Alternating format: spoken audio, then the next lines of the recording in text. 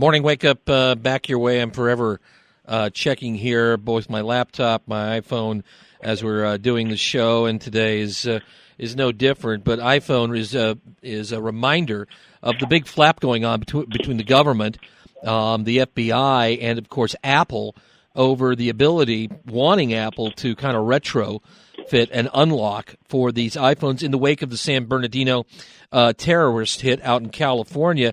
The government, though, now saying it may not need Apple's help unlocking iPhones, and specifically the one belonging to one of the San Bernardino terrorists. This could end the legal showdown between the FBI and Apple, but what kind of other apples will this open up here for those who have iPhones and beyond? Let's visit this morning with mobile security expert Ashley Cook and discuss. Ashley, good morning. Good morning. How are you? I'm doing okay. I think we're catching you in a windstorm here. Hold on. Let me get out of that. All right, there we go. There we go. All right. Well, what does this mean for those who have iPhones? What does it mean for Apple overall? Because they were balking at this big time. Well, I think first of all, it definitely backs Apple's argument that there were other less intrusive means for the government to get access to the contents of the phone. So that's number one. Number two, you know what? This is the OS 5, and Apple just released their latest operating system, which is the 9 on Monday. And so I think for Apple users, it's just you need to be updating and making sure that you have the current operating system. And so that's going to, tech companies were constantly trying to stay ahead of the hackers, right? So it's going to be a constant race. Ashley, one of the arguments being put forth by Apple, by those with iPhones, was that it's, especially by Apple, was that it's one thing, to try to unlock phones. It's quite another for the government to say you need to try to retrofit what you're doing, something that doesn't exist, that then would be applicable across the board. I mean, they made a fairly compelling argument that way, didn't they?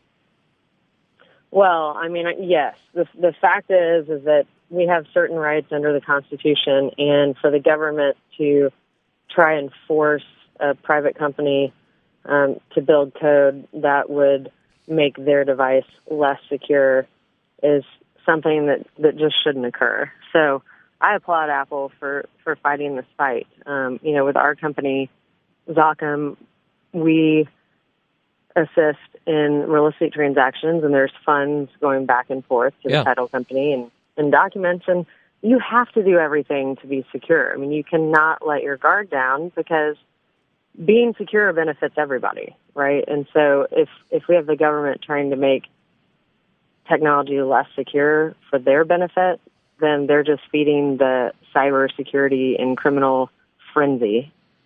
And it's detrimental. And then the government would flip it around, though, and say, look, 30 years ago, we would just, we would get a warrant, we would wiretap, we would listen on phone calls through a warrant, et cetera.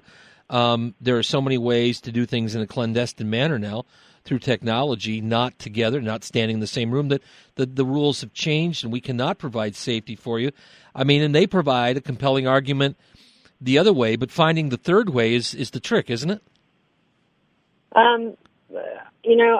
I just don't think that I understand, and we don't like terrorists, we don't like crime, but at the same point, me as a consumer and as a citizen, I have the right to have a passcode that I only know what that is, right? So I don't think that the government has an unfettered access into everyone's cell phones. You have to go through the proper legal channels. In this case, they tried to use the All Writs Act, and I don't think that it was appropriate. I think this is extreme to ask a third party to produce code to break a device. I don't think it was proper. And I think. Go ahead. Yeah. Well, I mean, I was going to ask you here, though. I mean, what? I guess from a consumer standpoint, if I truly trusted that it would only be in the hands of, X folks with the government, we've already seen how the government can be hacked. So that's the problem, right?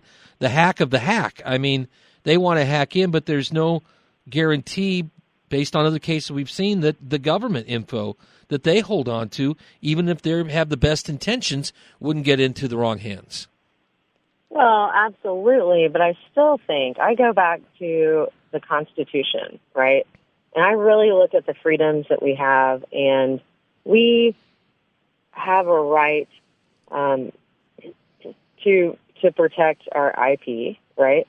And we have a right to privacy. We have a right to refrain from compelled speech. And so I think that the bigger problem for me, security is always going to be an issue, right? I mean, it is always Sure. going to be an issue, and we're going to have to, as a tech industry, make sure that we're doing everything and we're moving faster than the cyber criminals. But the Constitution is something that we need to protect. And I think that here, the government, like they're using now a third party, they could have used a third party to get access to that information. And instead, I think they tried to set a precedent by compelling Apple to build code to make their device less secure. Ashley Cook is a mobile security expert here. I guess part and parcel with that then comes greater security for devices, and with that comes a higher risk then for the bad guys to have a safe environment to operate. So that's part of the balancing act? Yeah, I mean, when we talk about the bad guys, you got to think about this. So you've got one individual, and that's a criminal, okay? And so you look at the government's argument that they should have access to everybody's device because of this one instance where we have a bad actor.